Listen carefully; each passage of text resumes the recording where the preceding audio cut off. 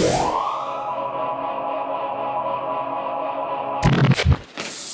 going to work on the switch side kick. This is when you're throwing a lot of switch kicks and your opponent is starting to rush you, or you need to keep them away. This is the Thai style. This is the Thai style switch. So we're sliding our feet. Weight here.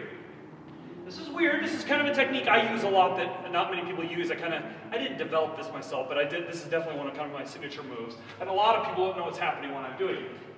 But as I switch, side kick. So they can start checking with that back leg. Now, right there, and they're on one leg. Devastating. Okay, so you're gonna check with your back leg. Here, feeling that? Right down. Again, we're switching.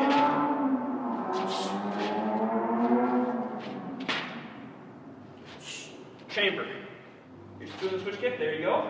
Now you're just gonna put your weight on your back. Now just side kick.